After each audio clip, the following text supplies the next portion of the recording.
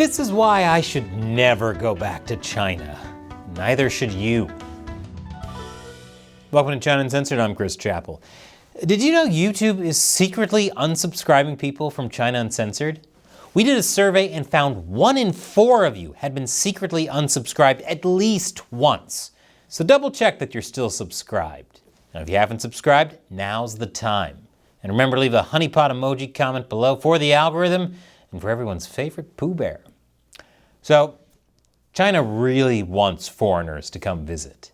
They got travel ads, panda videos, and social media influencers saying, come visit China and stay a while. And now, the Chinese Communist Party is really leaning into that full, authentic Chinese experience by trapping Americans in the country and not letting them leave. Last week, news broke that China had slapped exit bans on 2 American citizens. One is a Wells Fargo banker. The other works for the U.S. government's Patent and Trademark Office. Now, the Wells Fargo employee, Tianyue Mao, has not been arrested, according to Chinese authorities. She's just not allowed to leave. Leave it to the CCP to be so evil, they actually make me feel bad for a Wells Fargo employee. As for the U.S. government employee, he flew to China to visit family. Super sweet.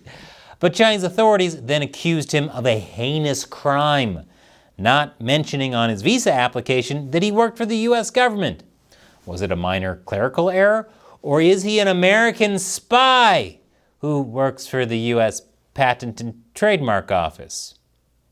Obviously, the CCP thinks it's the second one.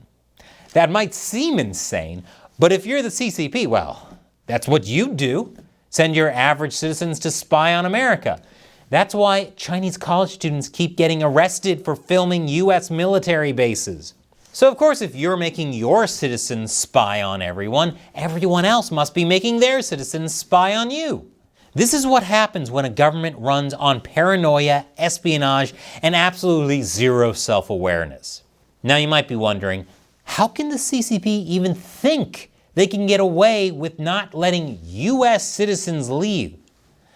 Well, both of these U.S. citizens are ethnically Chinese, and the CCP treats Chinese people like pandas.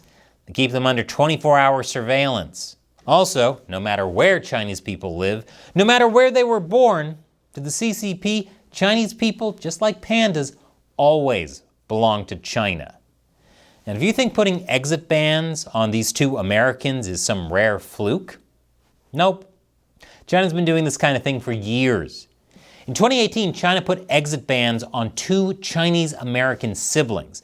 They didn't commit a crime, but the CCP wanted to pressure their father, who they considered a fugitive, to return to China to face criminal charges.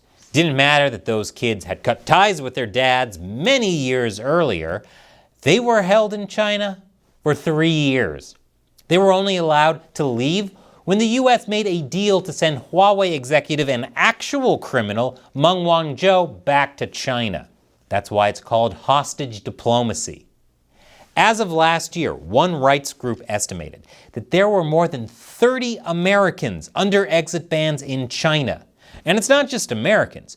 Just this month, a Chinese court sentenced a Japanese man to more than 3 years in prison on espionage charges, which may or may not be completely made up.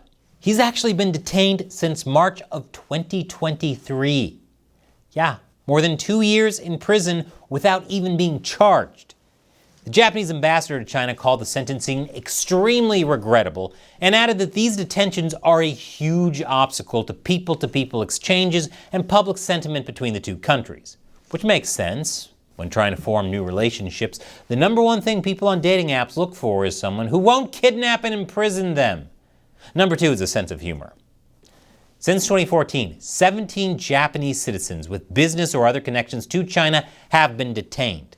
5 of them are still being detained in China. Now you might be wondering, given how the CCP can just kidnap anyone, anytime, why would anybody still go to China? The CCP might respond, shut up and look at the glittering skyscrapers and the Great Wall and pandas. Yes, cute cuddly pandas. The CCP has a massive propaganda campaign to hoodwink foreigners. For example, inviting YouTubers like iShowSpeed to run around screaming China #1 while conveniently avoiding any sensitive topics whatsoever. And it works. Investors clap, tourists go. Executives board flights with blind optimism and zero exit strategy. So the next time you see one of those beautiful tourism videos about visiting China, remember, they're not showing you the full experience, because the part where you disappear for national security reasons doesn't fit the vibe of magical journey to the Orient. Before you go, leave a honeypot emoji in the comments to piss off Xi Jinping, and click on this other episode of China Uncensored that the algorithm is absolutely sure you'll like. Once again, I'm Chris Chappell. See you next time.